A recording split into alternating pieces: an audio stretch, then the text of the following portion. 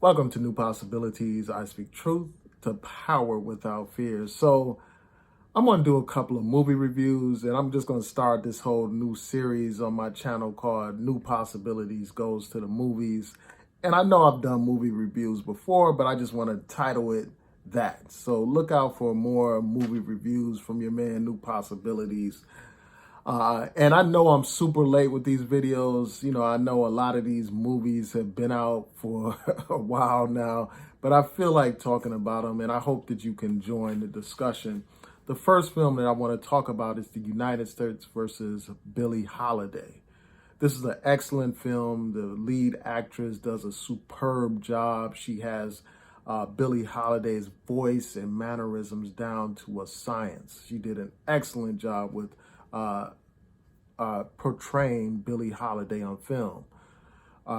You can feel all the raw emotions, and it's excellent. Like when you're watching it, at some point you don't even feel like you're watching a movie. You feel like you're actually looking at somebody's life. So that's the first thing. It's highly quality film. Well done, excellent. And the sister received some award. I think it was a Golden Globe or something. She received some kind of award recently for her role in this film, and she earned that award. She deserved that award, and I'm glad she was recognized. I wish I could remember the sister's name, but I can't at this time. But I'll post it in the description box and in the tags to this particular video. So this movie, aside from the excellent acting, not only from the lead actress, but the other supporting characters, this film has some powerful social commentary. One of the first things that this film deals with is the role of an artist. Like, should an artist use their voice, use their talent to be a part of the struggle, to raise consciousness about issues, to engage and agitate? Should they use their gift in that kind of way? And I think that they should. And I'm glad that, you had artists like Billie Holiday, and you have artists today that use their voice and their talent to bring attention to very important issues. And this sister used her voice to bring attention to the issue of lynching in the United States of America. There was a time when Black people could be lynched for any reason. Lynched for whistling at a white woman, lynched for trying to exercise their right to vote, lynched for looking at somebody the wrong way, saying the wrong thing, any reason. These people would be able to lynch Black people. And there would be no justice in a lot of these situations. In fact, these people were so bold in their brutality of Black people that they would actually take pictures, photographs of these lynchings and sell them as postcards. They would view a lynching as some kind of sporting type event. They would gather, they would bring their children and their friends and family, and they would be entertained by the suffering and terrorism against Black people. Those were the times in which Billie Holiday was living. And so she used her voice, she used her talent as a singer to bring attention to this issue of lynching. And one of the most interesting things that came out about this movie is, despite all these lynchings that occurred in this country, despite the continuing lynchings of Black people, even today, but in a different form in terms of police brutality, there still hasn't been passage of an anti-lynching law, from what I understand. So, that's something that they cited in the film, which I thought was highly disturbing. You had statements issued about apologies and all that kind of stuff, but in terms of the actual law to ban lynching or to make it a federal crime, that is something that's yet to be done. So the sister used her voice to bring attention to that issue. And I think that that's very important. And I wish that more artists would use their voice for that purpose. They use their voice to talk about WAP and, dealing drugs and stripping and sticking people for their money and all this other foolishness, all this other coonery and buffoonery. But rarely do many of these mainstream artists mainstream, I'm emphasizing mainstream artists, use their voice to bring attention to very important issues. So that's something that this film deals with. Also, it deals with the role of the federal government in going after those people who use their voice to make a difference. Because here you had this sister, Billie Holiday, who came out with this powerful song.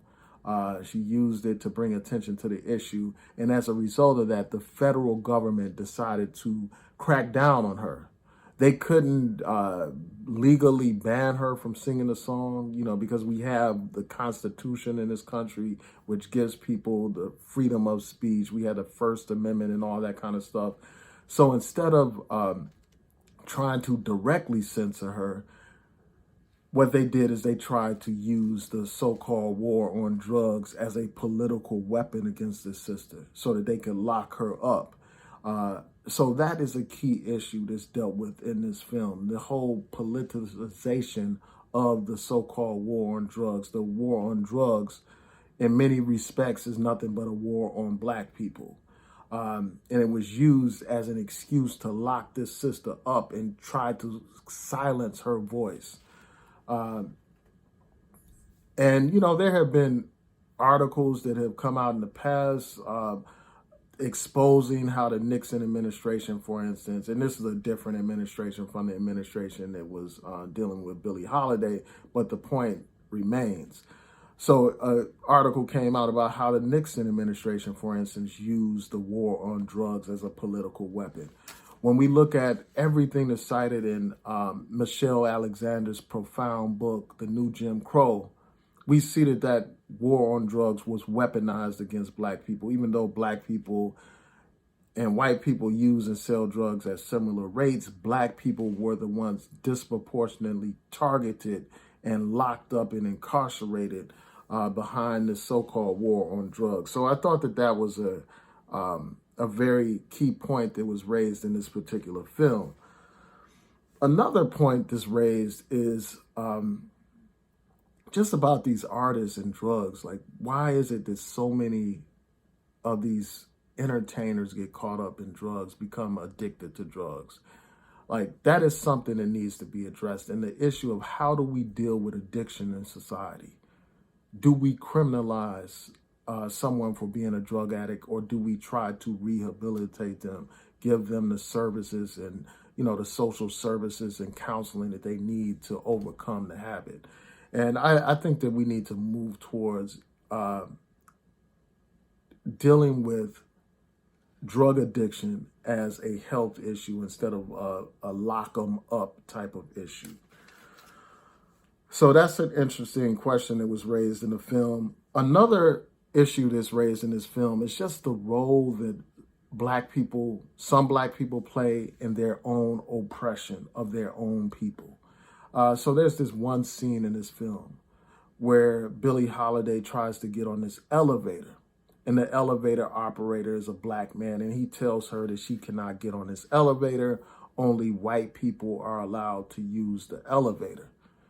So this black man, even though there are no white people around except for one of Billie Holiday's friends who obviously respects her and stuff like that, even though there are no white people around, this black man tells Billie Holiday that she cannot ride this elevator, and he does everything that he can to make sure that she doesn't get on this elevator. This black man becomes an enforcer of the system of white supremacy and Jim Crow. And that just shows you just how deep this problem of white supremacy goes, because white supremacy basically puts people in a situation where some people have been indoctrinated to such a degree that they will defend the system of white supremacy. They will uphold it, and they will do everything that they can to protect it, even if it means that they have to humiliate and help oppress their own people. And that's what this Negro elevator operator was doing by refusing to service this lady, Billie Holiday. And it shows you just how absurd and ridiculous the system of Jim Crow is. because here they didn't want any black people to use the elevator, but they had no problem with a black man operating the elevator and actually being on the elevator, taking people up and down, but they didn't want other black people on it. So it just shows you how crazy the system is, and it's just a shame that you have black people who are willing to enforce the system of white supremacy. Another example of that in this film is this federal agent who works with the federal government to try to get Billie Holiday locked away, locked up and stuff like that, not realizing that he's serving white supremacy by trying to suppress this sister's voice. He actually thinks he's doing something good by locking up some person who's addicted to drugs. And for those who don't know, Billie Holiday was addicted to heroin and stuff like that. So this guy actually thought he was doing society a favor by locking up somebody because they have a drug problem.